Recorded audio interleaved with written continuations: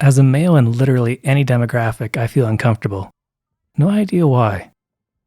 Like a regular Barracuda, but only more acidic. What's up, everybody? Today I want to talk about Call of Duty World War II, released in 2017 for the PlayStation 4, PC, and Xbox One. Today we're looking at a World War II first-person shooter featuring the Allied invasion of Western Europe. And my goodness, this sounds like Call of Duty 3. Activision, get your shit together. Let's talk about the gameplay. With this being a Call of Duty game, there are no changes. Oh my god, is that a health bar? And holy shit, med kits? I can't remember the last time I saw a Call of Duty game which didn't feature regenerating health. I'll admit, I like the system quite a bit compared to the traditional healing system. It can be troublesome in certain situations though. Uh-oh, better take cover and whip out that healing kit. And I'm dead. When it comes to difficulty, World War II is quite fair, an exception to a single boss fight near the middle of the game. Our main character is tasked with blowing up a Tiger II tank, and the animation used to go on the back of the tank is quite neat. However, every time you're shot, it's reset to the ground, and it looks really, really dumb. The campaign also features squad mechanics, which have a cooldown meter. Each character provides supplies, or highlights enemies. Every ability is pretty handy to have. However, one character gives ammunition, and I can't help but ask, how can he give ammo which is 8mm Mauser or Panzerschreck rounds? Where is he getting all this German ammo? Is it captured? We don't know, the game doesn't tell us. The game also has a mechanic called heroic moments where you either save your fellow soldiers or you take prisoners of war. Typically you don't hurt the prisoners of war. I barely even touched them. I might be a simple man, but I'm pretty sure during combat bunker doors aren't left unlocked. But whatever. There's also vehicle combat, which involves jeeps, tanks, and airplanes. And I can't tell you how much I hate the airplane controls in Call of Duty World War II. One thing that I couldn't get enough of was the environments. The countryside, the bombed out cities, the winter levels, and the bridge level all look stellar. The game also includes stealth sections, which overall were kind of fun. Normally, when it comes to Call of Duty stealth, the game is a little more scripted, but in this case, Sledgehammer brought some more variety to the table, and it felt unique. However, the soldiers you fight are either blind or a bit slower than the average Care Bear. How are you not seeing me? I have to mention, some of the effects in the game are exceptional. The flame detail is worth writing home about. Every time I'd get a flamethrower, I would crack a grin. Oh, that's hot! That's hot! Not only that, but when there's an explosion near you, you'll actually have debris go on your weapon. Let's talk about those guns. There are two handguns available in the campaign, the P08 Luger and the M1911. We also have 5 submachine guns. There's the Grease Gun, the M1928, the MP40, the Papasha 41, and the Waffe 28. The Papasha 41 for me feels really out of place with the Germans using it, but apparently they captured a whole bunch of these on the Eastern Front. The game gives us access to 3 shotguns. There's the combat shotgun, which is good. There's the toggle action semi-auto, which is great.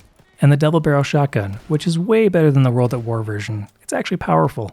There are also 3 bolt-action rifles. They are the Kar 98K, the M1903 Springfield, and the Lee Enfield. Then we have 4 semi-automatic rifles, which are the M1 Carbine, the SVT-40, again captured by the Germans, the M1 Garand, and finally the Karabin. And then of course we have our full autos, which are the Sturmgewehr 44, which has been neutered in this game. The time to kill is way higher, which makes no sense. The FG-42, which is terrible. Why they would make the guns fire slower is a massacre to my boy. And then we have the Browning automatic rifle, with a high rate of fire compared to the typical model. Then we have our 4 machine guns. They are the MG-15, the Bren, the MG-42, and Browning M1919. Typically when you find the M1919 in the game, it's mounted. So in order to pick it up and carry it around, you have to demount it. And the pickup animation just looks weird as hell. Then of course we have our oddballs to round things out. There's the Flammenwerfer 35 and the M2 flamethrower, which are both super hot. Then there's the Panzerschreck and the bazooka. There's anti-vehicle mines. They also let us use a Flak 38 anti-air cannon. Lastly, we get to pilot an M4 Sherman tank and a P-47 fighter plane. One thing I thought that was really dumb about World War II's ammo system is that when you're moving around with a mounted machine gun, let's say an MG42, and you walk by another MG42 that's still mounted, you don't get the ammo. But if you demount the one that's on the wall and throw it on the ground and go back to your old one, you can pick up the rounds then. It makes no sense. Now let's talk about the enemies of Call of Duty World War II. Now this might blow you guys away, but oh my god, we're fighting Nazis!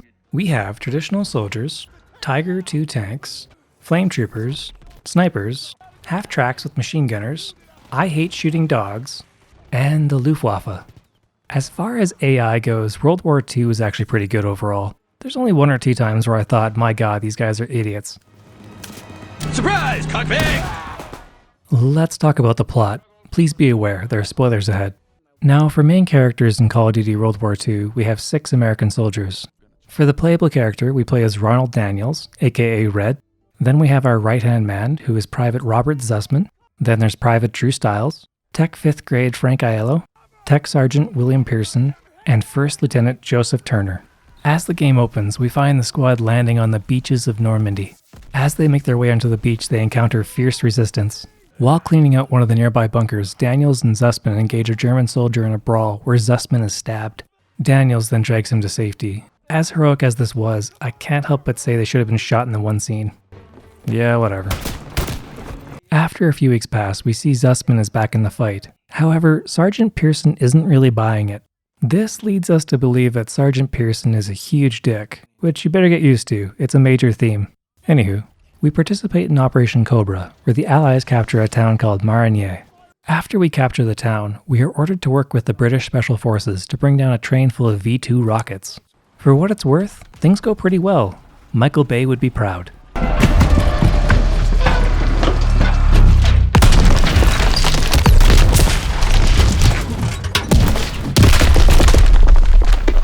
After the train, we take on the role of a French resistance fighter who infiltrates the German garrison in Paris. Once the operative completes her work, the Americans move in for the kill and liberate Paris. The campaign then takes us to Germany, where the Americans enter Aachen, where they are saved by Tank Commander Augustin Perez. The Americans then move to a nearby hotel, where they discover citizens hiding in the basement. Lieutenant Turner, trying to be a hero, orders his unit to save the civilians and escort them out of the area. As the civilians are escorted out of the hotel, a mother indicates that her daughter is missing, and Daniels is sent to find her. Why would you send him alone? Oh my god. Anyway, we then find the kid, play hide and seek with some Nazis, and then reunite the daughter with her mother. Just as they're leaving, a firefight breaks out between the Americans and Germans, and the mother is shot. As brutal as this was, it was a hard lesson learned, and Turner should have never tried to help the civilians. The campaign then takes us to Hill 493. At the start of the battle, the group splits into 2. Pearson's half and Turner's half are to reunite at the base of the hill for a united assault. However, Pearson's group jumps the gun, and Turner is pissed. After destroying the artillery on the hill, we fight a Tiger II tank. Despite Daniel's best efforts, he's unable to destroy the Tiger tank. Luckily, Perez with his M4 tank arrives at the right moment to deliver the killing blow. Unfortunately, his Sherman is destroyed. Once we execute the German tank commander, Daniels attempts to save Turner. Sadly, Turner orders a retreat and sacrifices himself to allow his unit to escape. From this point forward, Pearson is placed in command of the unit, and Daniels becomes his second in command. The unit becomes even more fearful that Pearson is going to push them too far and wind up killing them all, as it was rumored he did so with his last unit. We then participate in the Battle of the Bulge, where air support is required to fend off the German assault. This was the short part of the campaign where we get to fly a fighter plane, but it wasn't that much fun. Once the battle concludes, Daniels chases down a German prisoner and learns that the Germans are going to destroy the last bridge across the Rhine. The Americans then ambush a convoy and destroy a nearby base to eliminate any chance of the Germans destroying the final bridge. At the end of the mission, Zussman and Daniels are captured by the Germans. Luckily, the unit manages to save Daniels before he's loaded onto a truck. Daniels then defies orders and tries to chase down the truck that has Zussman, but is unsuccessful. Wow, I never realized they put sports cars engines in fucking cargo trucks. Look at that thing go! Later, Daniels wakes up back at base. It's here we learn about the history of Pearson, and that part of his unit was cut off, and he refused to retreat until he saved that part of the unit. In the process, he lost even more men. We also learn that we're being discharged from the platoon. This then leads to Daniels confronting Pearson about being allowed to rejoin the unit, as Daniels cannot leave Europe until he saves Zussman. Pearson agrees, and the unit moves to capture the last bridge across the Rhine. After we capture the bridge, our squad moves to try and find Zussman before he's killed. We find a concentration camp with no signs of him. We then move into the woods nearby, and we manage to save him just before he's shot. It's truly a fairy tale ending, unless you're Turner, that poor son of a bitch. Overall, I really enjoyed this campaign. I'd have to say it's in my top 5 for favorites, and the production values are very high. Now, as with World at War, there is a zombie mode. Oh my god. The point system from the other game is replaced with the currency called Jolts, and has one of the most confusing zombie plots I have ever seen. You know, it's just not the same. No Pack-a-Punch, no corny mystery box, no ray gun. However, it does have a drop in and out multiplayer, which I do like, and it was pretty cool to see a progression system built in. Overall, it's a nice addition to a great mode. I even tried the multiplayer for a bit. They even included loot boxes, the cancer of video games. Yeah, just one more. I really do miss the Black Ops unlock system where you could just buy the attachments you wanted and go have fun. In this game, they use an unlock token system, which I think is really lame, and whoever's great idea it was to use the MP40 as a Prestige 1 weapon is a moron. You know, with this being Call of Duty, the multiplayer is still tons of fun, but the latency is just garbage. What?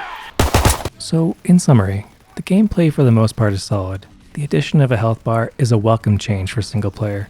The squad mechanics are also a cool addition. The plot was entertaining, and I would enjoy playing through the campaign again. Now, for negatives, I am not a fan of the aerial combat in the campaign. I really hate what they did to the STG-44 and FG-42, and the loot box system in multiplayer needs to go die in a hole. I have to give this game a B, and I would recommend waiting for it to go on sale. Thank you all for watching. I really appreciate you all watching to the end of the video. And lastly, but most importantly, I hope you all have a great day. Oh God, how's the food?